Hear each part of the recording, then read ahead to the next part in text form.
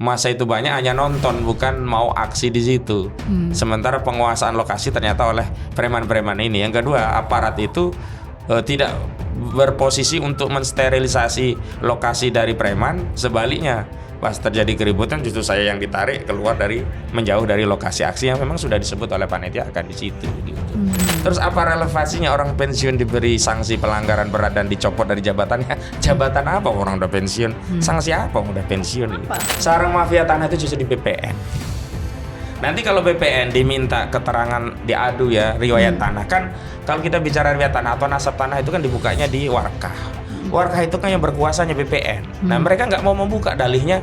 Oh kami ada SK Menteri bahwa ini termasuk dokumen rahasia sehingga kami tidak berani membuka. Padahal itu adalah bagian cara dia melindungi mafia tanah. Cuma yang menjadi problem bahwa gurita kejahatan ini sudah melibatkan pejabat dan aparat. Ini yang sulit. Nah sehingga mereka mau tak mau harus menyiapkan dulu desain. Cerita apa sih yang akan dikarang untuk memuaskan hati rakyat? Siapa saja yang akan dikorbankan dalam kasus pagar laut dan sertifikat laut ini? Dicabutnya 50 dari 263 SHGB di atas laut oleh Menteri ATR BPN Nusron Wahid diapresiasi sejumlah kalangan. Namun belakangan dikritisi oleh kuasa hukum penggugat aguan Ahmad Kozinudin. Tak hanya mengkritisi pencabutan sebagian sertifikat tersebut, kuasa hukum penggugat aguan Ahmad Kozinudin juga menyoroti sanksi terhadap pegawai BPN dan juga istilah tanah musnah yang digunakan Nusron Wahid. Istilah tersebut dianggap justru memperkuat klaim Kepala Desa Kohot yang menyatakan bahwa dulunya tanah di atas laut tersebut adalah daratan dan justru akan melegitimasi reklamasi di kawasan tersebut. Simak obrolan saya Yasmin Muntas dengan kuasa hukum penggugat aguan Ahmad Kozinudin dalam Open Minded One on One.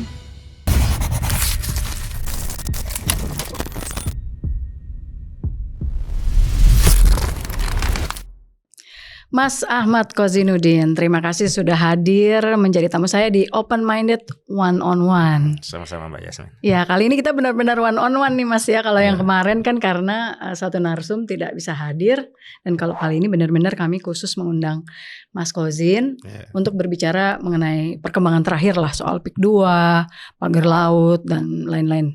Baik. Iya, siap. Jangan tegang. Coach saya aja bilang, wah jangan tegang Mas hari ini. Mudah-mudahan kita dapat yang baru lah ya Mas, info-info yang terbaru.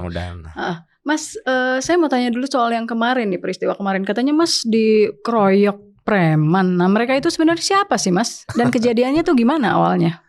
Iya, tentang mereka itu siapa saya juga kurang tahu ya sampai hari ini. Tapi tadi muncul sejumlah nama-nama dan foto-foto yang diedarkan di sosial media yang kemudian diketahui siapa sih sebenarnya mereka begitu.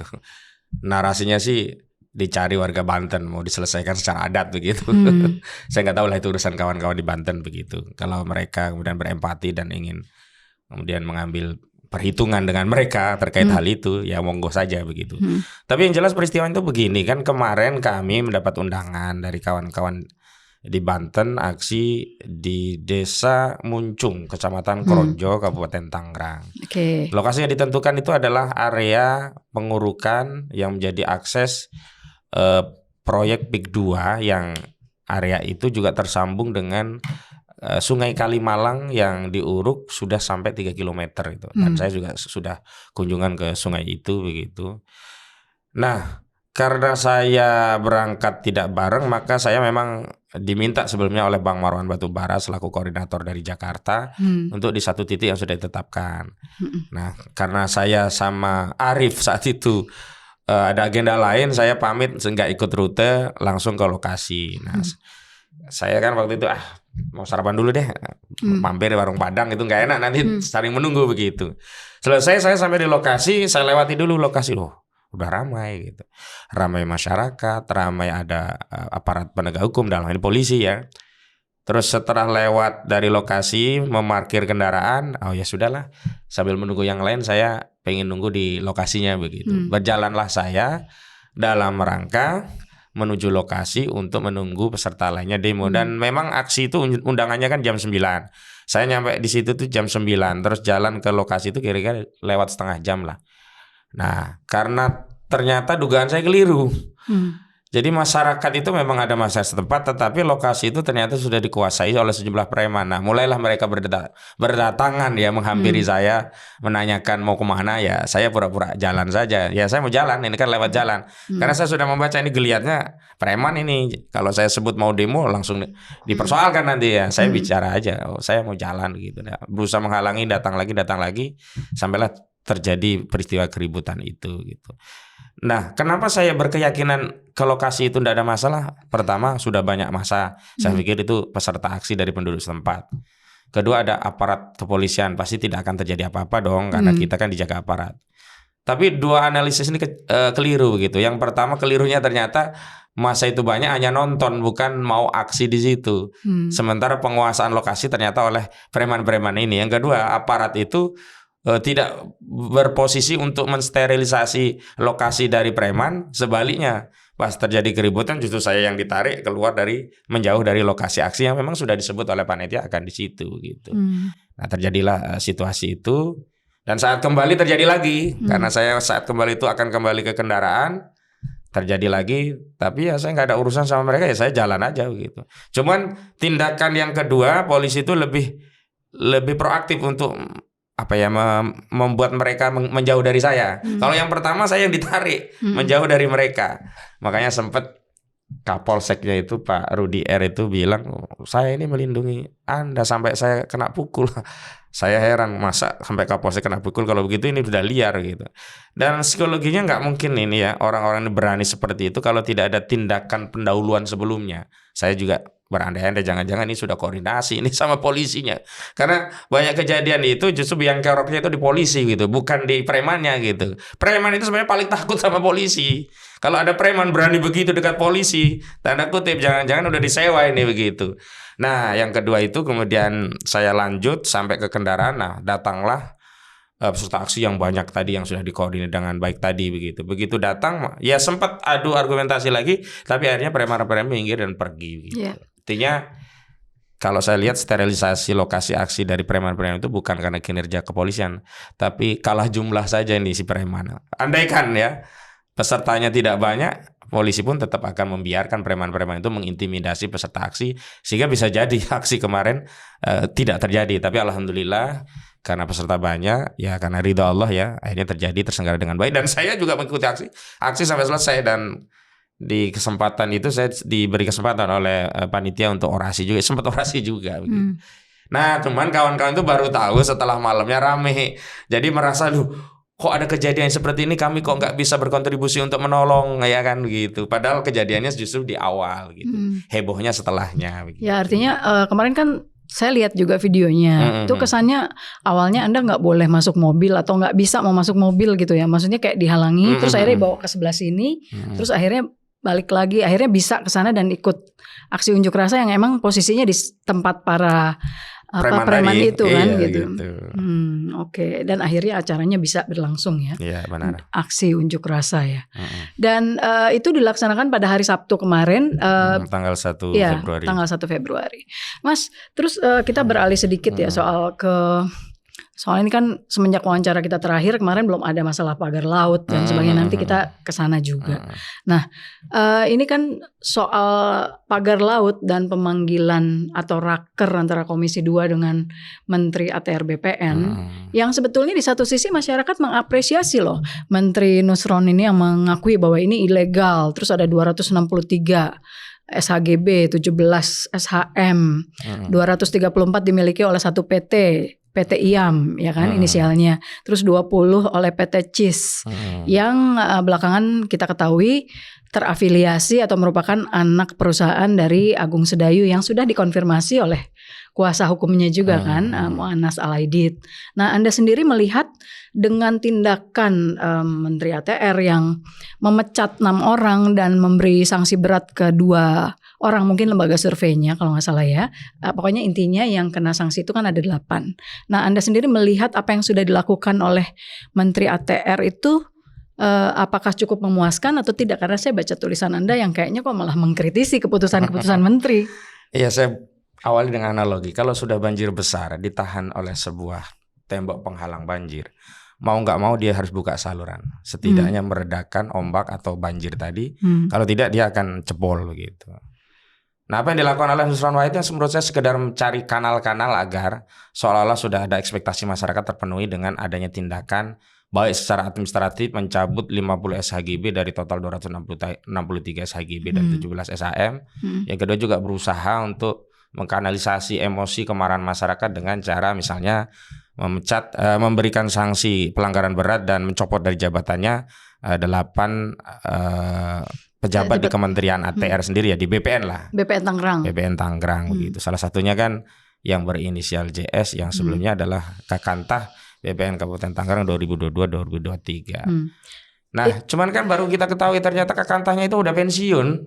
Tapi apakah benar JS itu? Oh ya, tapi emang udah disebut sebagai Kepala Kantor Pertanahan Kabupaten Tangerang. Iya, JS gak ada yang gitu. lain yang dimaksud JS itu Joko lain. Susanto itu udah pensiun gitu loh. Terus apa relevansinya orang pensiun diberi sanksi pelanggaran berat dan dicopot dari jabatannya? Jabatan apa orang udah pensiun? Sanksi apa orang udah pensiun gitu. Nah, saya juga masuk ke 50. Ini kan menarik ya. Pertama, Menteri ATR kan sudah menegaskan 263 SHGB dan 17 SHM itu ilegal karena benar-benar dia ada di atas laut. Secara material dan faktual ada di laut. Walaupun dikoreksi ya oleh pihak Agung Sedayo dibilang itu, atau Kepala Desa Kohot yang mengatakan itu dulunya empang loh gitu. Artinya dulu pernah jadi daratan gitu. Kan kalau kita bicara tentang otoritas ya, lembaga yang berwenang untuk menetapkan area itu seperti apa sebenarnya kan BPN. Betul. Karena produk itu dikeluarkan juga oleh BPN. Nah, memang kemudian saat kunjungan tinjauan lokasi di Desa Kohot, si Arsin, Kepala Desa Kohot kan berargumen bahwa itu dulunya empang dan sebagainya. Nah, Nusron kan bicara itu dan viral. Mau apapun yang diceritakan dulu itu empang lah atau apapun, tetapi kita lihat sendiri fisiknya secara material dan faktual udah laut. Tanah musnah. Maka kalau laut ya tanah musnah. Maka kalau tanah musnah ya dibatalkan. Di sini sebenarnya yang bermasalah yang kita harus hati-hati. Kenapa? Nomenklatur tanah musnah itu yang berbahaya menurut saya. Karena di ketentuan pasal 66 PP nomor 18 tahun 2021, tanah musnah ini mekanismenya ya, sebelum ditetapkan musnah harus mengikuti beberapa tahapan. Dan di antara tahapannya itu nanti pemilik tanah musnah tadi akan diberikan hak untuk melakukan upaya rekonstruksi atau reklamasi. Bukan hanya itu, pemilik tanah musnah ini yang punya hak untuk rekonstruksi dan reklamasi, nah nanti juga diberikan hak dari APBN anggaran negara berupa hak uang kerohiman. Nah, saya justru khawatir nomenklatur tanah musnah ini dijadikan legitimasi bahwa benar itu dulu tanah mereka, tapi hari ini menjadi musnah, tapi oleh pemilik akhir yang membeli tanah musnah itu akan direkonstruksi atau direklamasi, dan dalam proses rekonstruksi dan reklamasi mereka mendapat tambahan uang kerohiman dari negara. Ini kan sama saja perampokan secara legal menggunakan norma konstitusi, norma undang-undang, dalamnya menggunakan PP begitu. Makanya ada dua kritik terhadap Nusron Wahid ini. Yang pertama, kalau memang secara material faktual itu dianggap tanah musnah, kenapa hanya 50 saja? Dulu kan yang saya kritisi adalah dia menggunakan terminologi batasan bibir pantai. Jadi kalau yang di belakang garis pantai akan aman karena dianggap daratan, kalau di luar itu yang akan dibatalkan. Dia sudah tegaskan bahwa itu secara material faktual semuanya ada di laut. Tapi kenapa hanya 50 dari 263 dan 17 SHM-nya? Nah, setelah dia bicara bahwa itu tanah musnah, ini justru bermasalah, berbahaya bagi kita. Karena memang desain tanah itu nanti memang akan secara de jure ya, secara hukum dianggap tanah musnah, lalu dilakukan rekonstruksi, dan kewenangan rekonstruksi diatur di pasal 66 PP 18 2021. Nah, pertanyaan selanjutnya, kan bukan apakah orang tadi punya atau korporasi itu punya hak merekonstruksi atau melakukan reklamasi, bukan di situ titik krusialnya. Titik krusialnya adalah di nomenklatur apakah itu tanah musnah atau bukan tanah musnah. Lah kalau sudah didefinitifkan bahkan oleh Nusron Wahid itu sebagai tanah musnah, menjadi legitimate dilakukan reklamasi. Padahal pertanyaannya, memang benar itu dulu tanah daratannya karena abrasi kemudian musnah.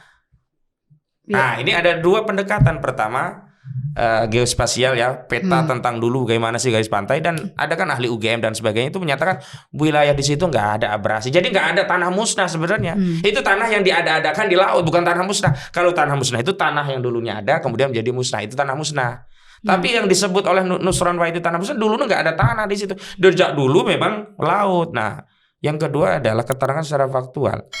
Desa Kohot itu, Kecamatan Paku Haji, Kabupaten Tangerang, itu ada Kali Cisadane. Kali Cisadane itu hulunya dari Bogor terus turun. Nah, kali itu selain membawa air juga membawa material macam-macam, kayu, tanah, lumpur. Nah, itu nanti mengendap di muara. Nah, di sana itu yang terjadi bukannya abrasi tapi tanah timbul. Jadi nggak nyambung kalau ada tanah musnah, yang ada tanah bertambah karena tanah timbul tadi gitu loh. Akibat proses sedimentasi. Sedimentasi dari bawaan sungai tadi, bukan sedimentasi dari yang dibawa ombak laut. Seperti ceritanya si Menteri KKP yang dia tahu motifnya bahwa nanti pagar-pagar itu ketika laut bawa pasir dia akan menahan, nanti tercipta sedimentasi dan terjadi daratan. Saya juga heran, ini Menteri KKP tahu motif seperti itu, apa dia sudah tahu pemagarnya? Sementara sampai hari ini siapa yang magari laut itu nggak pernah ditangkap sampai hari ini. Jadi justru yang saya khawatir, kita diberikan euforia seolah-olah BPN sudah mengambil prestasi dengan mengumumkan 50 SHGB dibatalkan, kemudian mengumumkan ada 8 kementerian pejabat di BPN disanksi pelanggaran berat dan dicopot dari jabatannya. Ternyata itu ada yang sudah pensiun, 2 seinformasi yang saya sampai. Kalau kepala BPN sudah jelas pensiun, JS ini yang inisial JS. Nah, yang justru berbahaya adalah ketika Nusron Wahid menyebut itu tanah musnah. Berarti dia mengakui tanah itu dulunya ada tapi hari ini musnah karena menjadi laut. Nah, kalau tanah itu musnah berarti bisa diupayakan direklamasi melalui PP nomor 18/2021 pasal 66 nih. Ya. Kemudian ini ayat 3 yang penting. Sebelum ditetapkan sebagai tanah musnah, pemegang hak pengelola dan atau hak atas tanah diberikan prioritas untuk melakukan rekonstruksi atau reklamasi atas pemanfaatan tanah. Jadi Agung Sedayu nanti akan melakukan proses rekonstruksi atau reklamasi untuk dijadikan asas industri properti. Jadi kalau kita lihat timing secara politik, ini kan sejalan dengan Undang-Undang Cipta Kerja, PP ini 2021 dibentuk, dan sertifikat itu kan sebelumnya diakui. Timbul atau diterbitkan sejak periode 2022 sampai 2023. Belakangan dalih kenapa Nusron Wahid tidak membatalkan seluruh SHGB 263 dan 17 SHM itu katanya sebagian ada yang terbit di 2019. Loh, kok nggak konsisten? Nah, inilah yang kemudian nomenklatur 2019 itu jadi dalih bahwa sisanya nggak bisa langsung dibatalkan karena harus minta fatwa Mahkamah Agung karena tidak menjadi kewenangan dari BPN dengan menggunakan pendekatan asas contrarius actus. Contrarius actus itu adalah pejabat yang berwenang menerbitkan besihing, dia juga punya wewenang untuk membatalkan besihing atau putusan pejabat tata usaha negara tadi. Tapi pertanyaannya, kenapa dulu dia nggak menyebutkan 2019? Nah, ini yang kemudian kita menjadi curiga kan, karena kita nggak ikut mengaudit ya, suka-suka mereka kayak mana yang di nomenklaturkan 2019, mana yang diselamatkan, mana yang dikorbankan untuk prestasi, mana yang tetap nanti lanjut dibangun reklamasi dengan dalih ini tanah musnah. Kemudian Agung Sedayu punya hak yang melakukan rekonstruksi sesuai dengan ketentuan pasal 66 ayat 3 tadi. Kemudian yang menarik ini di ayat 4. Dalam hal rekonstruksi atau reklamasi sebagaimana dimaksud pada ayat 3 dilakukan oleh pemerintah pusat, pemerintah daerah atau pihak lain. Nah, pihak lain ini bisa masuk swasta termasuk korporasi, dalam hal ini Agung Sedayu gitu ya. Maka pemegang hak pengelolaan dan atau hak atas tanah diberikan bantuan dana kerohiman. Luar biasa. Sudah dia ngerampas laut ya. Dengan dalih itu tanah musnah, kemudian dia diberi hak untuk melakukan rekonstruksi atau reklamasi, dapat lagi uang kerohiman. Coba, habis kita. APBN-nya dikuras melalui uang kerohiman yang diberikan tadi ya. Properti milik publik ya, common property atau public property berupa laut itu diambil menjadi properti milik private dengan dalih dia melakukan rekonstruksi dari tanah yang sebelumnya milik dia tapi ditetapkan menjadi musnah. Harusnya ini ya, pencabutan daripada status itu bukan karena tanah musnah. Sertifikat itu fiktif, nggak ada tanahnya. Iya. Artinya nyambung ya, Mbak ya. Kalau musnah kan sebelumnya seolah-olah ada. Iya. Terus musnah lah. Ini memang fiktif, nggak ada tanahnya. Iya, gitu. Harusnya jadi dari urayanya Mas Kozin tadi bahwa kita memang harusnya mengkritisi terminologi yang digunakan sebagai tanah musnah itu Ya, karena ada betul. implikasinya. Ada implikasi hukumnya. Dan tanah musnah itu sebenarnya seperti mengakui bahwa tanah sebelumnya itu ada, kemudian betul. hilang. Iya. Padahal kalau kita bilang tanah itu ada, berarti kita juga mengakui bahwa di daerah itu sebenarnya dulunya adalah daratan. Iya begitu. Jadi secara tidak langsung sebenarnya statement kepala desa Kohot sama Nusron Nusron Wahid Wahid itu itu sama. sejalan. Cuma beda terminologi yang digunakan. Ini tanah dulunya daratan, ini tanah musnah. Iya. Ya kan? Betul. Oke. Betul. Nah, berarti seharusnya kalau kita kalau mau mencabut SHGB itu, seharusnya pemerintah itu mencabut berdasarkan yang tadi Anda sampaikan Iya, adalah tidak ada tanahnya. sertifikat fiktif. Fiktifnya dari bahwa itu memang harusnya tidak ada Sertifikat di situ. di atas laut, Iya. ya berarti kita harus tetap menyebut itu adalah sertifikat di atas laut, Betul. bukan sertifikat di tanah yang dulunya adalah empang, Empang dan seterusnya. Dan sekali lagi ada modus menarik. Itu dikuatkan dari temuan di Desa Keronjo. Ada surat dikeluarkan kepala Desa Keronjo ditujukan kepada BPN ya Kabupaten Tangerang, tembusannya kepada kantor jasa surveyor berlisensi. Yang dalihnya ada 17 warga desa dicatat namanya mengajukan proses permohonan sertifikasi terhadap tanah mereka yang dulunya empang dan budidaya laut lainnya. Dan itu yang kemudian dijadikan sertifikat laut. Nah, ini yang menjadi menarik adalah begini. Lokalisir masalah. Kenapa yang dipersoalkan hanya di Desa Kohot? Ya. Padahal di Kabupaten Tangerang itu seluruh desa yang punya bibir pantai dan wilayah laut harus diperiksa semua. Ya, ada 15 desa lainnya. 15 desa lainnya. Dan yang kedua, memang belum tentu semuanya udah jadi sertifikat, baru ada yang proses. Tetapi proses saja itu sudah kejahatan.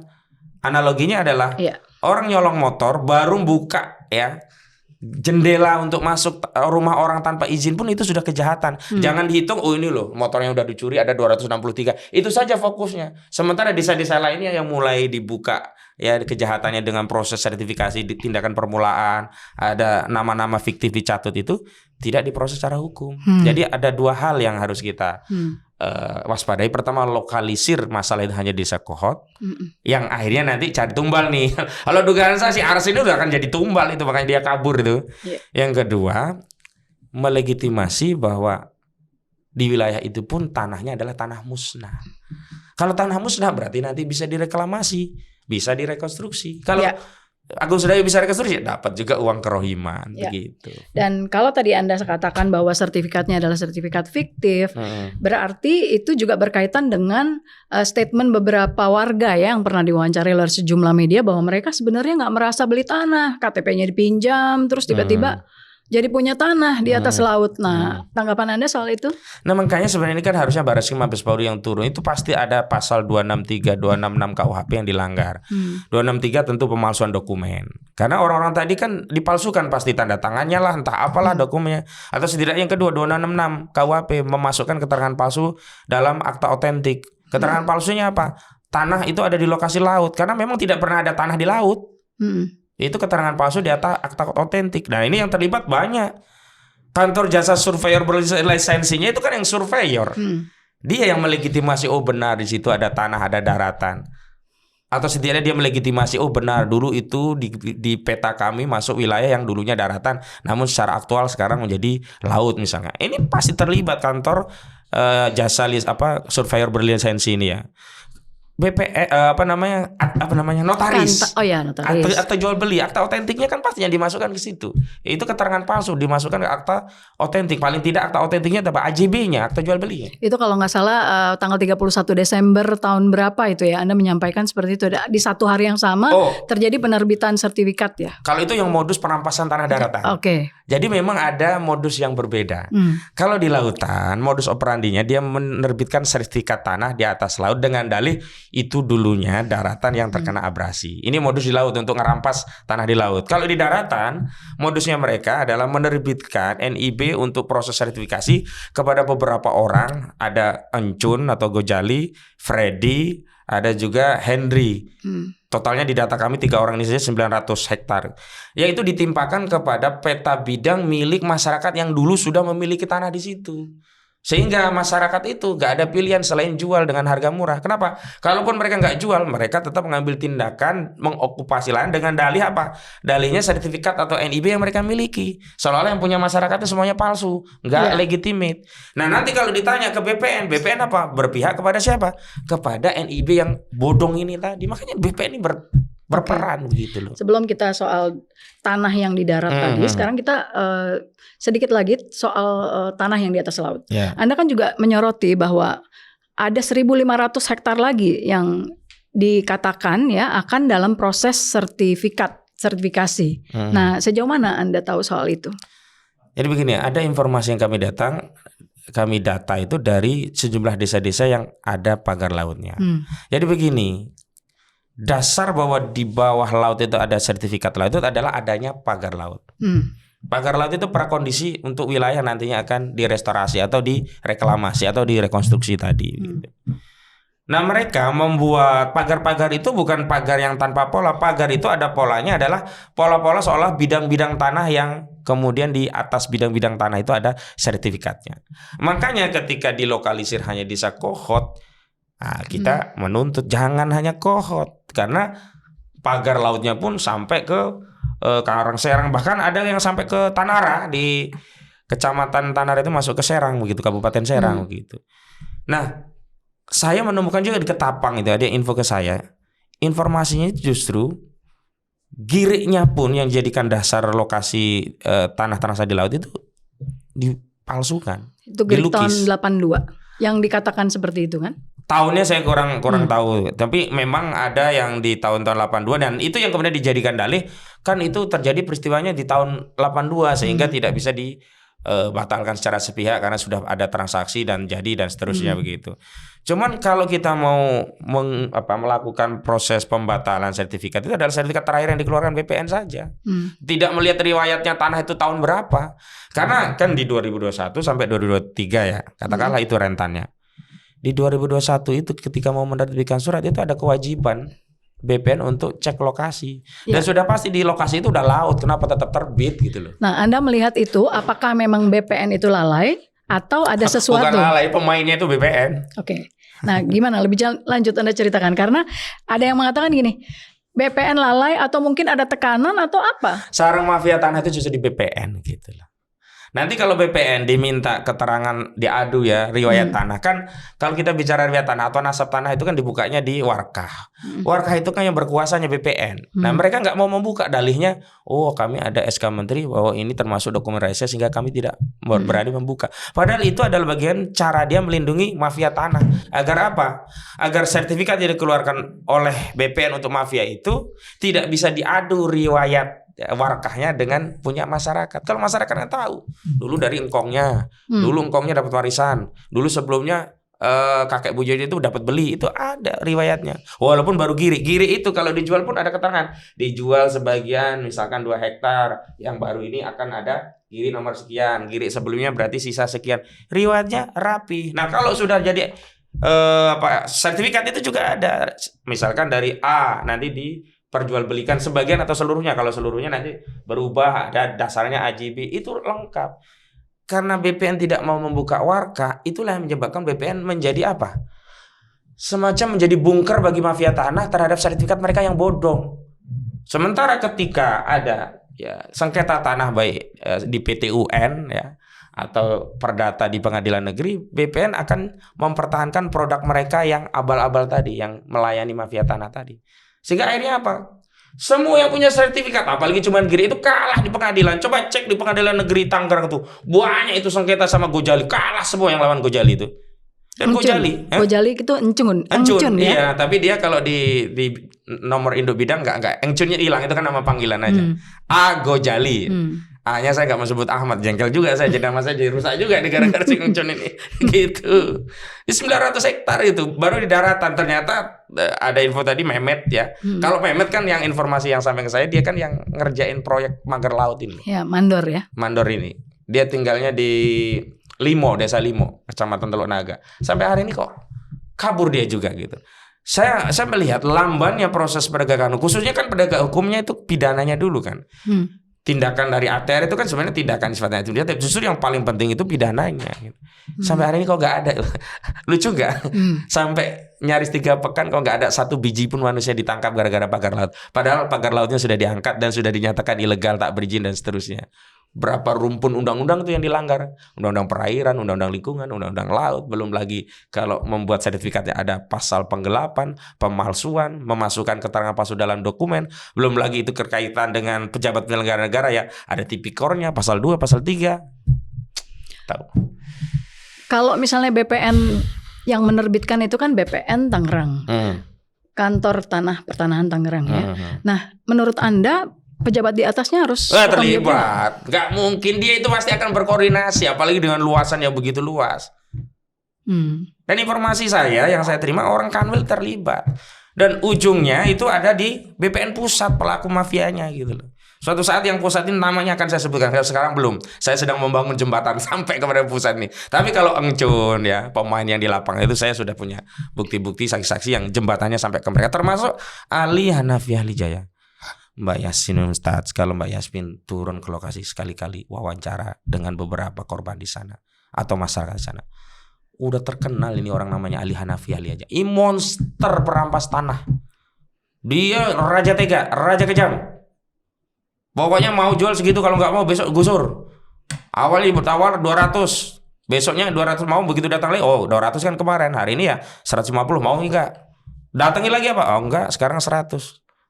Akhirnya tetap aja digusur, nggak dibayar sampai hari ini. Jahat sekali ini. Cuman memang kalau kita bicara tentang sosok Sugianto Kusuma alias Aguan, dia selalu bersembunyi di balik legalisasi, nama dia tidak ada. Padahal orang semua di lapangan tahu Ali Hanafi Ali Jaya itu adalah tangan kanannya Aguan, dan semua orang tahu bahwa walaupun di sini melewati ya pembeli A, pembeli B, kemudian PT A, PT B, ujung-ujungnya tanah itu menjadi asas industri properti punya Aguan, Agung Sedayu Group. Kalau dalam kasus PIK 2 ya Pani. Kalau di kasus PIK 2 Pani itu ada 2 bohirnya, Sugianto Kusumo alias Aguan dan Antoni Salim gitu loh. Makanya kemarin dalam proses persidangan kami tarik ini. Jangan sampai ini orang yang menikmati hasil kejahatan ini ya, ongkang-ongkang kaki cuci tangan seolah-olah mereka menjadi orang yang bersih, habis itu nyumbang beras cuman 5 kilo udah dianggap baik. Nah, kan persoalannya orang yang nyumbang ini tanahnya benar-benar dari usaha yang baik atau dapat dari ngerampas. Kalau dari ngerampas, jangan kan beras cuma 5 kilo, 10 kilo. Makanya kemarin juga saya kan mengkritisi kenapa polisi mau menerima dana hibah, bantuan hibah dari Agung Sedayu untuk membangun Makobrimob di PIK 2. Makanya sampai hari ini itu mungkin yang menyebabkan Pak Listio Sigit Prabowo itu nggak mengeluarkan kalimat sepatah kata pun terkait PIK 2. Makanya ke depan harus ada aturan yang secara limitatif mengatur tidak boleh ada bantuan hibah dari korporasi atau individu. Semua fasilitas negara harus dibangun dari pajak rakyat APBN. Wong kita masih bayar pajak, kecuali kita nggak bayar pajak nggak apa-apa. Silakan nanti bekerja untuk Aguan, silakan karena bangun Aguan. Lah ini ya gaji dibayar oleh pajak rakyat, begitu ada kepentingan belain Aguan. Nah kita nggak bisa membedakan mana sih kendali negara sama kendali korporasi. Akhirnya benar kata apa yang disampaikan oleh Pak Suripto. Ini sudah kejahatan yang levelnya sudah state korporasi crime. Jadi kolaborasi antara negara dengan korporasi melakukan kejahatan. Diawali dengan apa? Menyiapkan landasan hukum. Kalau dalam kasus tanah musnah tadi, PP nomor 18 2021. Ini desainnya jelas. Itu juga breakdown dari Undang-Undang Cipta Kerja di belit pertanahannya. Muncullah PP nomor 18 2021 tadi gitu. Iya. Kalau kita lihat kan semua prosesnya itu kan setelah PP ini muncul. Karena ada pasal 66 itu mereka membangun narasi tanah musnah ya. Dongeng-dongeng tanah musnah itu kan sebelumnya nggak ada. Baru dimunculkan ya hikayat tanah musnah itu setelah ada PP 18 2001 terutama di pasal 66 gitu. Jadi semuanya memang sudah by design. Iya. Dan menurut Anda tiba-tiba sekarang muncul tahun 2019 dari 263 itu sesuatu yang baru yang awalnya tidak pernah dimunculkan Tidak gitu. pernah. Kan declare mereka antara 2022 sampai 2023. Dan secara material faktual dinyatakan itu ada di laut. Keganjilan yang pertama adalah kenapa hanya 50 kalau semuanya di laut kan harusnya semua. Yang kedua, kenapa kok ada dalih 2019 sebelumnya tidak ada dalih itu. Makanya agar ini, mohon maaf ya, saya bukan berpraduga, bahkan rakyat pun bukan menaruh curiga, tapi agar hasil penyelesaian yang dilakukan oleh negara itu otoritatif dan legitimate, harus dibentuk ya tim audit yang sifatnya melibatkan banyak sektor, banyak kementerian lembaga, sekaligus melibatkan perwakilan dari masyarakat. Agar apa? Agar otoritatif. Makanya waktu diskusi dengan Pak Soleman Beponto, dia mantan Kabais, saya bilang setidaknya kalau di dalamnya di situ di tim auditornya ada Pak Soleman Beponto, saya percayalah. Lah tapi kok ini yang audit cuma internal BPN, kita tahu lah internal BPN seperti apa. Nggak mungkin jeruk makan jeruk. Sudah pasti jeruk itu hanya makan apa? Kecapi ya, rambutan. Nah, saya mau kembali ke soal 1.500 hektar tanah yang katanya itu sudah atau dalam proses pengajuan untuk ke BPN. 900 ya kalau yang di data saya itu 900 bukan 900. Bukan 1.500. Itu NIB sebagian sudah menjadi sertifikat. Nah, saya nggak tahu. Yang jelas ketika NIB itu diblok oleh BPN, maka girik-girik masyarakat yang mau peningkatan hak menjadi SHM atau SGB itu nggak bisa proses di BPN, terganjal. Dan sekarang mereka ini nggak bisa memproses menjadi SHM. Kenapa? Tanahnya juga hilang, sudah jadi propertinya Agung Sedayu. Gitu. Nah, ini yang kita ngomong yang di atas laut ya. Oh, yang di atas laut. Kalau yang di atas laut itu saya hanya dapat data tidak yang 1.500 ya, saya lupa, saya nggak pernah menyebutkan itu. Kalau yang 900 memang saya punya datanya. Tapi yang jelas rujukannya kalau yang di laut itu adalah bahwa sertifikat itu ada di area perairan atau laut yang ada pagarnya. Sementara pagar itu kan panjangnya 30,16 km. Yang selalu saya kritisi, kenapa disimplifikasi dan dilokalisir hanya di Kohot. Yang di Kohot saja temuannya adalah 263 SHGB dan 17 SHM. Kita kan boleh dong berasumsi kalau satu desa saja sekian, kalau kali 10 desa kan berarti ada ribuan SHM yang lainnya. Ada jawaban. Kalau menurut peta kami nggak ada. Memang belum jadi, tapi prosesnya kan bisa jadi sudah jalan. Karena kalau dalam alur pensertifikasi, BPN itu adalah produk akhirnya sertifikat, tapi prosesnya itu diawali dari desa.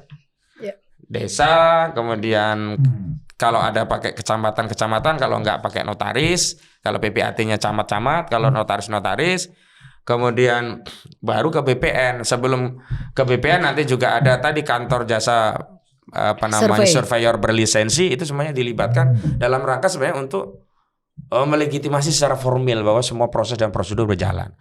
Problemnya kan apakah secara material tanah itu benar-benar ada? Secara formal kan syarat ini, checklist ada. Misalnya kalau di kelurahan, surat keterangan tidak sengketa ada, surat penguasaan tanah secara sporadis ada. Cuma kan pertanyaan, apa memang benar tanah itu ada? Apa benar ya tanah itu dikuasai secara sporadis? Kan itu tergantung lurahnya. Kalau orang ngomong iya kan si BPN mengatakan, oh ya udah ada. Dan ini yang selalu dijadikan dalih oleh BPN. Mereka berdalih begini. Kami ini ibarat tukang nasi goreng. Kami itu nggak pernah bikin bumbu datang dari masyarakat. Dari sana ada mie, ada telur, ada nasi. Ya kami tinggal meracik, jadilah nasi goreng. Tapi kan orang itu harus sebenarnya BPN kan harusnya ngerti. Kalau telurnya udah bau kan nggak boleh dimasaknya nasi goreng. Kalau berasnya bermasalah kan harusnya tahu karena fisiknya udah bermasalah. Sama seperti tadi, masa BPN mengeluarkan NIB atas nama 3 orang yang totalnya 900 hektar begitu. Kan itu sudah BPN sudah patut menduga ini bermasalah, tapi dia teruskan saja. Harusnya kan kalau kita melakukan verifikasi ada 2 tahapan. Yang pertama verifikasi formil ya, apakah semua proses prosedur itu sudah dilalui. Yang kedua verifikasi secara material gitu.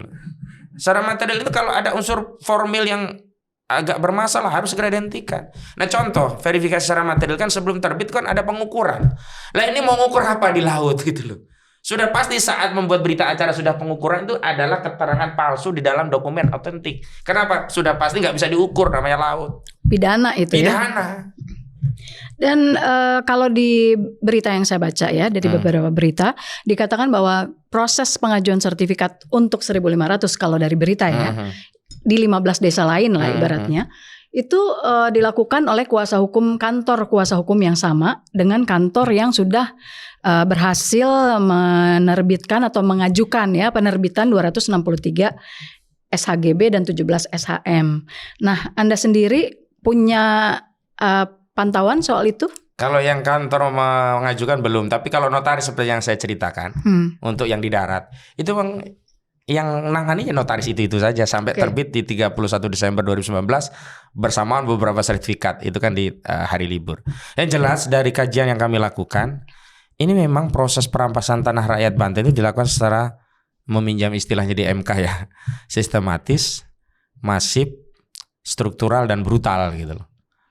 Oke, jadi kalau misalnya si kuasa hukum atau kantor kuasa hukum tersebut memang mendesain, itu berarti kan dia bisa terlibat ya, misalnya dalam proses pencatutan KTP warga, dan kalau dia mengetahui berarti dia bisa terlibat. Setidaknya dia kena pasal 55 ayat 1 ke 1 KUHP turut serta atau tindak pidana perbantuan begitu. Artinya sebenarnya harusnya semua diperiksa. Semuanya diperiksa.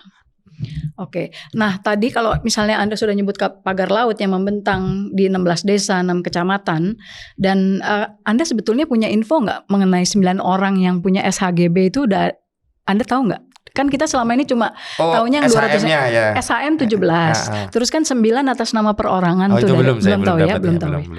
Nah, terus kalau soal pagar laut yang membentang, menurut Anda itu sesuatu yang sebenarnya tidak sulit untuk dibuktikan siapa pemiliknya?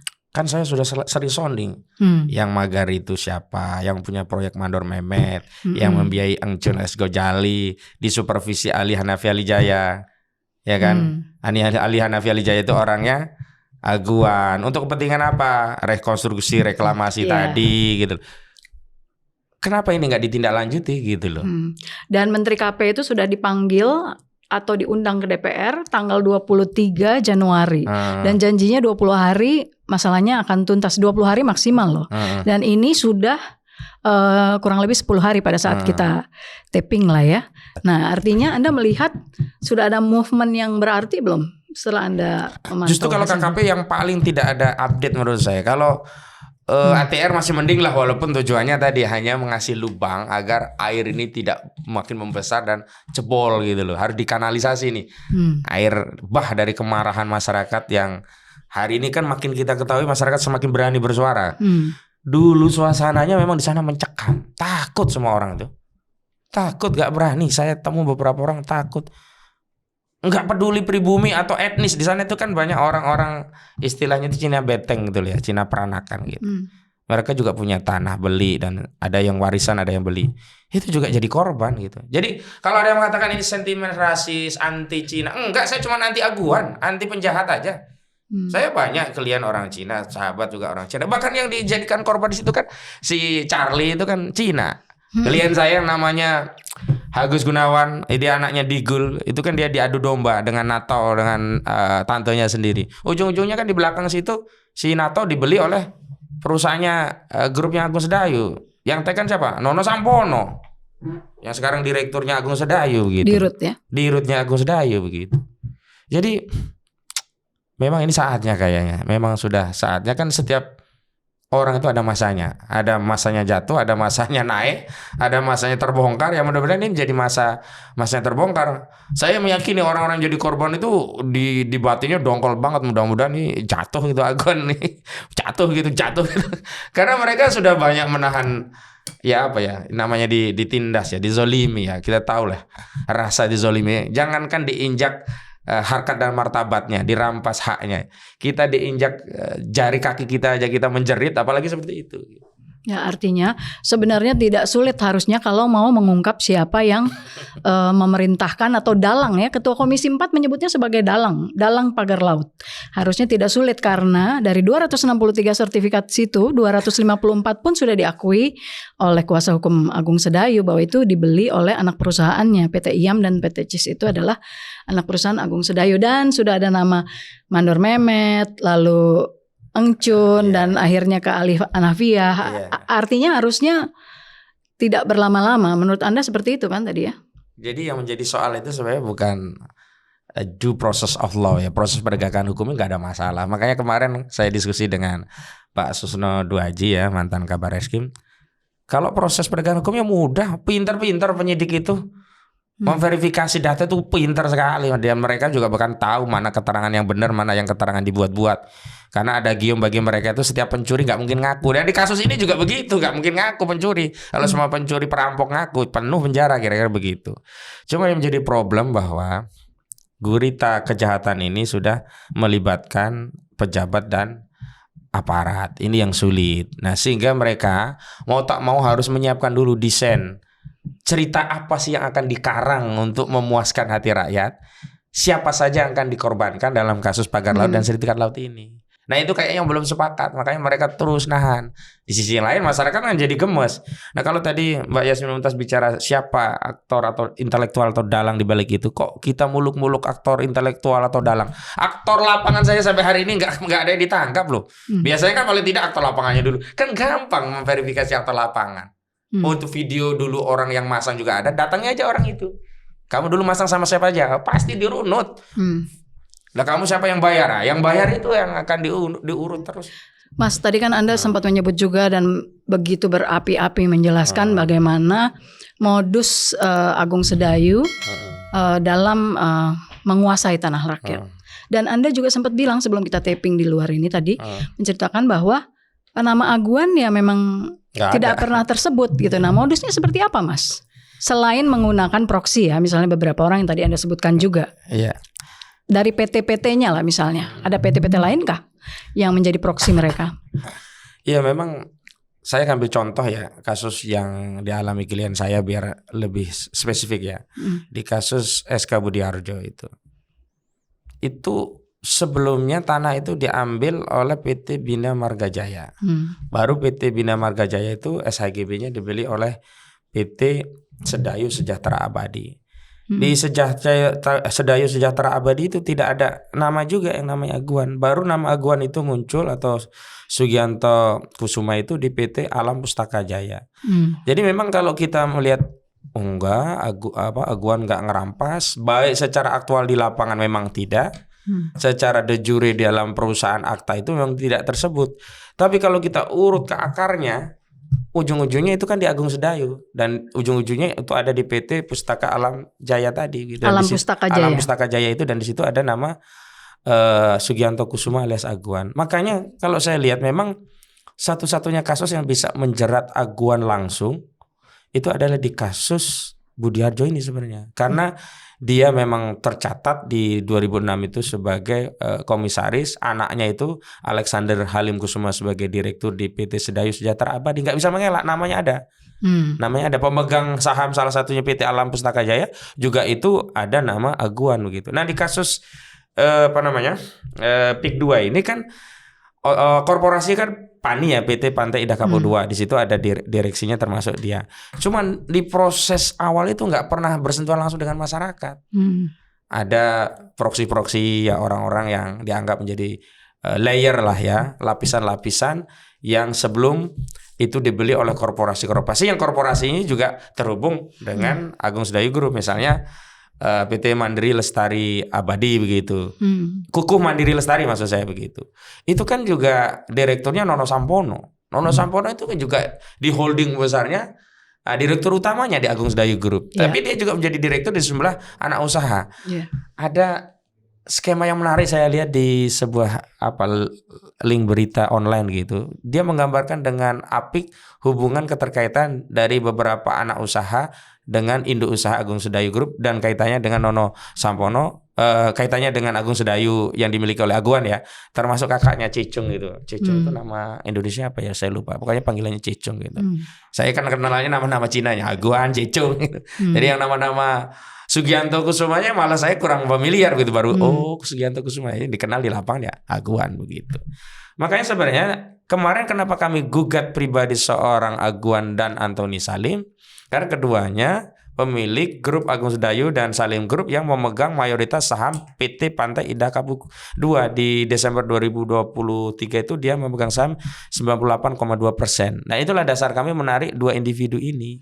Apa dasarnya? Karena selama ini orang mengatakan bahwa yang salah itu hanya di lapangan, tapi tidak mengaitkan kalau korporasi itu sukses atau berhasil, siapa sih yang penerima dividen terbanyak dalam undang-undang perseroan? Tentu yang paling banyak adalah pemegang saham mayoritas. Nah, kalau begitu, orang yang paling mendapatkan keuntungan dari sebuah aktivitas korporasi tentu harus diberi pertanggungjawaban paling besar juga begitu. Itu yang kemudian menjadi dasar kami menarik Aguan. Nah, itu yang menyebabkan selama ini Aguan tidak pernah ditarik, karena pendekatan hukum untuk melakukan upaya hukum itu adalah pendekatan hukum korporasi yang sifatnya organ pengendali perseroan atau otoritas yang bertindak untuk dan atas nama perseroan ke dalam maupun keluar di pengadilan begitu. Makanya direktur-direkturnya kan PT-PT-nya saja.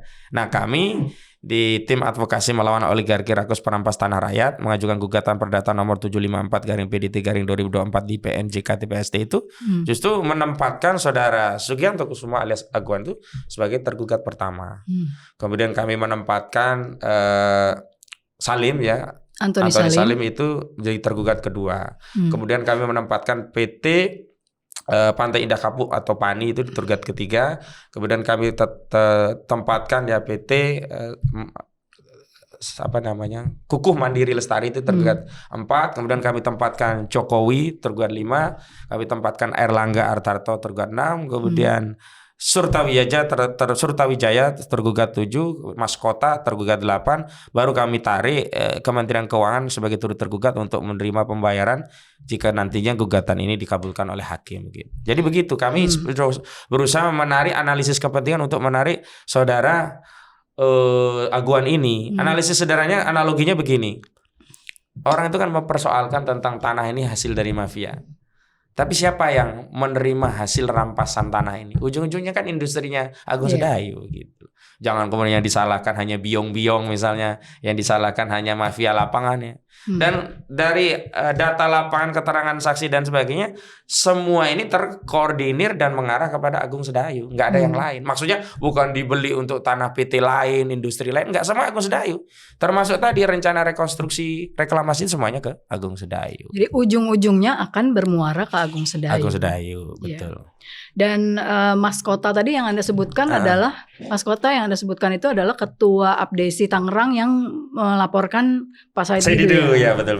Tapi Anda menggugat itu sebagai pribadi ya? Ya, karena dia menggugat melaporkannya juga tanda tangan dia, tangan pribadi. Jadi begini, saya mau menarik pribadi-pribadi orang agar ke depan mereka tidak menyalahgunakan organisasi itu untuk kepentingan pribadinya.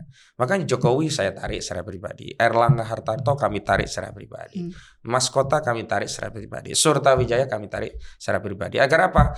Agar kami tidak seolah-olah berseberangan dengan kepentingan kepala desa. Nggak ada urusannya dengan kepala desa. Ini urusannya dengan Mahkota yang telah menyalahgunakan posisi dia sebagai ketua abdesi yang digunakan untuk melakukan pemulusan proses perampasan tanah di wilayah Kabupaten Tangerang untuk melayani kepentingan industri propertinya Aguan begitu.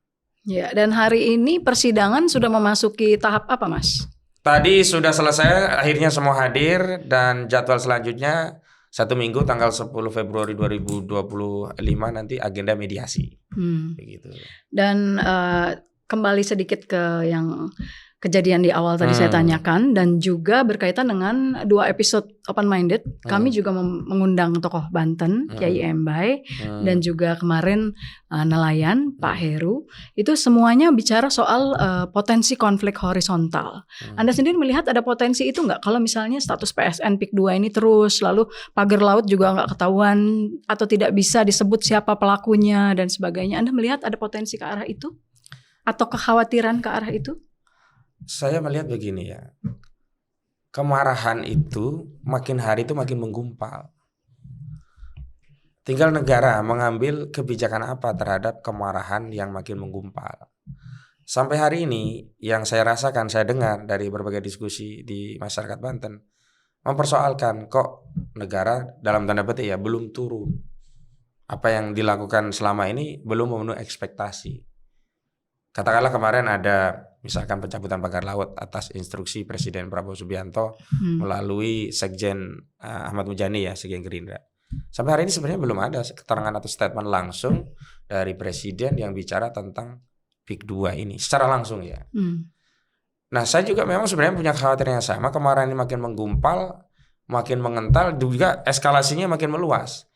Kami punya contoh untuk mengukur eskalasi makin luas ya. Pada demo yang kami lakukan pertama ketika menyampaikan penolakan PIK di Desa Kohot Paku Haji itu peserta kira-kira ya paling banyak 500 lah itu. Itu gabungan. Tapi kemarin waktu demo dilakukan di Desa Muncung Kecamatan Kronjo Kabupaten Tangerang, itu hitungan saya ada 5.000-an sudah itu memenuhi sepanjang jalan itu. Nah, kalau saluran ekspektasi atau harapan masyarakat ini tidak segera dipenuhi, Ya saya tidak punya analisis yang tidak jauh beda dengan apa yang sudah disampaikan. Ini bisa memicu politik potensi konflik horizontal. Kenapa? Karena memang sengaja dibentur-benturkan, tidak diselesaikan langsung tapi dibentur-benturkan. Misalkan tadi dibenturkan dengan preman lah, dibenturkan dengan orang-orang yang bernarasi untuk dan atas nama Agung Sedayu padahal dia bukan apa-apanya Agung Sedayu. Misalnya Rofi'i. Rofi'i itu kan ngakunya kan Barisan Nusantara atau apa, tapi kan nggak selalu bicara tentang kepentingan Agung Sedayu.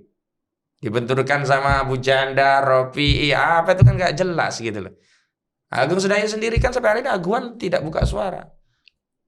Padahal Aguan sendiri menyatakan saat wawancara Tempo semua harus selesaikan melalui hukum.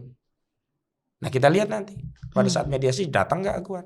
Kalau Aguan datang berarti dia komitmen dengan apa yang dia sampaikan akan menyelesaikan narasi persoalan ini secara hukum, secara gentleman gitu. Kalau tidak ya hanya omongan saja gitu. Dan saya ingin mengcounter ya, kadang-kadang Aguan, bukan kadang-kadang ya, sempat Aguan menyatakan masyarakat ini kalau mengkritik seenak perutnya gitu. Saya balik, mengkritik itu biasa seenak perutnya. Yang bermasalah itu adalah menindas rakyat seenak perutnya, merampas tanah rakyat seenak perutnya, mengambil sawah seenak perutnya, menimbun sungai seenak perutnya. Itu yang lebih kejam gitu loh. Jadi jangan sampai kita yang cuma ngomong saja dianggap semaunya zolim gitu, bernarasi. Lah, bagaimana dengan orang yang semaunya ngambil tanah orang lain, semaunya nguruk sungai, semaunya magarin laut, semaunya nyertifikatin laut. Lalu kurang apa lagi gitu loh. Banyak yang belum dibayar pula ya, ada yang baru dibayar 10%, terus tiba-tiba nggak bisa tanahnya udah diambil seperti ada itu. Ada beberapa klaster ya. Ada klaster yang tanahnya diambil tidak dibayar sama sekali. Ada tanahnya yang diambil cuman dibayar baru DP. Ada yang ketiga tanah dibayar tapi harganya semaunya. Dan semuanya sebenarnya tidak ridho semua ini. Makanya saya sebut ini perampasan tanah. Kenapa? Nomenklatur perampas itu adalah orang, kalau saya punya definisi ya, orang yang mengambil tanah milik orang lain tanpa keridhaan pemiliknya. Baik karena harganya nggak cocok, karena nggak mau jual, apalagi nggak dibayar harga sama sekali. Itu kan nggak ridho orang. Saya tanya loh, kayak kemarin yang korban di Kronjo, di Munjung. Pak, penyelesaian Bapak seperti apa? Bapak kan baru dibayar separuh. Pak, saya ini petani. Kalau ini proyek dibatalkan, saya bisa nyawa lagi. Nggak apa-apa Pak, uangnya saya terima saya kembalikan. Cuma 50.000 per meter Pak. Kami nggak bisa berkebun. Mereka ini kan faktor produksinya dirampas, diambil. Terus mau ada lagi tuh Pak namanya Haji Jabir. Dia punya tambak. 50.000 ditawar. Sedangkan tambak dia setahun itu bisa panen 3 kali. Setiap panen kira-kira 71 juta, 70-an juta. Berarti 210 juta. Kok mau dibeli cuma 50.000 per meter dari tambak yang dia miliki? Jadi saya kira ini yang harus fair disampaikan kepada masyarakat. Dan sudahlah pembela-pembela PIK 2 itu berhentilah. Kasihan. Saya lihat itu akan dikeroyok oleh masyarakat. Lihat saja di sosial media. Narasi pembela-pembela PIK 2 itu sudah dianggap jongos aguan semua sekarang. Dan memang kenyataannya begitu. Karena sudah tidak lagi bicara narasi yang objektif, yuristik, apalagi faktual. Contoh yang tidak faktual dan bahkan ngarang seperti hikayat ya tadi, cerita tentang tanah itu zaman dulunya kakek moyangnya punya tanah terus kena abrasi, makanya saya ledekin. Oh iya itu zaman Nabi Musa mungkin itu punya tanah. Sekarang udah nggak ada tanahnya, ya dibelah Laut Merah gitu. Ya. Tadi kan Mas kembali sebut soal pencabutan pagar laut. Walaupun sehari setelahnya itu tadi Menteri KP sempat komplain karena pinginnya tunggu yang tanggung jawab dulu yang cabut karena itu ada biaya negara. Nah, Anda melihat itu seperti apa dan apakah karena itu dan juga karena tidak tahu sampai hari ini belum ada aksi, belum ada progres kesannya ke masyarakat ya, belum ada update. Anda merasa apakah Menteri KP itu layak untuk khawatir atau siap-siap untuk di reshuffle? Kalau saya lihat justru Menteri KP itu sekarang jadi backingan yang mempersulit, menghambat proses pengungkapan kasus ini. Kenapa? Kalau benar dia konsisten, itu kewenangan dia, tunggu kami bekerja. Harusnya hari ini sudah ada update, laporan siapa tuh yang magarin. Ya, ini terakhir dia berdalih hanya memanggil perusahaan yang ada sertifikatnya, alamatnya nggak jelas, pindah-pindah begitu. Ya memang modusnya perusahaan yang terafiliasi begitu semua, digunakan hanya untuk layar-layar mencuci agar tanah itu dijadikan asas industri properti seolah-olah sudah bersih semuanya begitu loh. Ya. Jadi kalau menurut saya kalau ada narasi atau tuntutan bahkan harus segera dipecat begitu ya cocok apa istilahnya, di reshuffle gitu ya. Menteri KP ini sudah layak di reshuffle. Yang pertama dia melakukan pembangkangan karena perintahnya kan dari presiden. Masa menteri berani komplain terhadap kementerian lembaga, apalagi institusi militer loh ini. Oh itu nggak boleh itu. Itu sama saja dia membangkang presiden karena TNI AL itu atas perintah presiden. Dan ini pada saat kita taping udah hari ke-10 ya. Tadi Anda bilang bahwa Menteri KP sudah layak di reshuffle. Nah, tadi Anda sebut juga nih sebelum kita taping atau pada saat jeda, ada yang lain juga yang menurut Anda harus di reshuffle. Siapa lagi? Kapolri. Aneh ini ya. Biasanya kalau ada berita tentang sesuatu yang mendapat perhatian publik itu nggak lama loh. Tersangkanya ditangkap, modus operandinya lalu diuraikan, pasalnya langsung disebutkan, penahanannya untuk 20 hari ke depan, akan diperpanjang 40 hari kalau kurang, dan seterusnya. Itu cepat sekali. Ini bahkan sampai hari ini belum saya dengar Kapolri Listio Sigit Prabowo bicara sepatah kata pun tentang kasus PIK 2. Belum.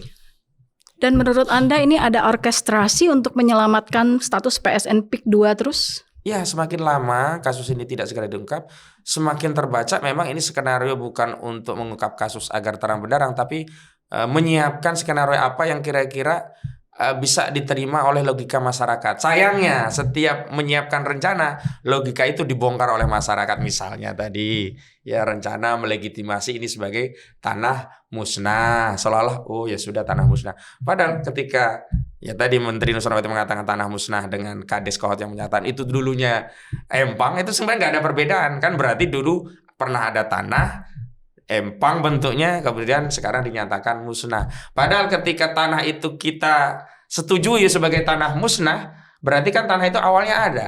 Nah ketika menjadi tanah musnah, nah ini justru akan melegitimasi rencana mereklamasi melalui ketentuan pasal 66 PP nomor 18 2021. Nah ketika kita ngobrol kayak gini, saya yakin nanti mereka akan cari itu jalan lain apa nih untuk menyelamatkan itu.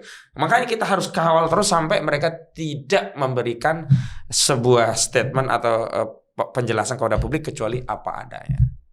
Jadi sekarang ini yang menjadi sulit bukan karena tidak ada bukti, sulitnya keterangan saksi. Justru otoritas yang punya kewenangan membuktikan kasus ini, dia yang berusaha membangun narasi untuk menghalangi apa yang seharusnya terungkap terbuka untuk publik ini dikarang-karang dulu gitu loh. Ini yang kemudian menjadi hambatan kita, kenapa ini panjang gitu. Nah ini kalau panjang terus saya khawatir, makanya nanti harus ada intervensi dari presiden. Kalau nggak ada intervensi presiden, ya bisa jadi berarti kita bisa simpulkan presiden pun tersandra dengan kasus ini. 10 hari lagi, kira-kira apa jawaban Menteri KP? Kalau saya lihat, paling banter mau nggak mau mereka akan menunjukkan siapa pemasangnya. Paling banter di situ. Sekarang ini sedang mencari skenario siapa yang akan dijadikan tumbal. Tidak sampai ke PIK 2? Nggak mungkin. Tapi kita akan selalu bongkar bahwa ini kaitannya dengan PIK 2. Kecuali kalau orang itu yang disebut adalah Ali Hanafi Ali Jaya, wah sudah pasti langsung terkait dengan PIK 2. Karena semua orang tahu Ali Hanafi Ali Jaya itu orang yang cari lahan, belanja lahan untuk kepentingan PIK 2 gitu. Oke. Mas Ahmad Kosinudin, terima kasih sudah menjadi tamu saya di Open Minded. Terima kasih obrolan kita hari ini. Banyak yang baru yang Anda sampaikan, terutama tadi soal tanah musnah. Kita seharusnya jeli bahwa itu sebenarnya kurang lebih sama artinya dengan tanah yang dulunya daratan, sebetulnya seperti itu. Oke, Sobat DN, terima kasih sudah menyaksikan Open Minded. Jangan lupa saksikan episode Open Minded lainnya dan juga program lainnya di Diskursus.net, ada Bang Eksnapi dan juga lainnya. Dan saksikan atau pantau terus media sosial Diskursus Network di IG, TikTok, dan juga Facebook. Saya Yasmin Muntas, pamit dulu. Assalamualaikum warahmatullahi wabarakatuh. Waalaikumsalam warahmatullahi wabarakatuh. Ya. Terima kasih. Ya.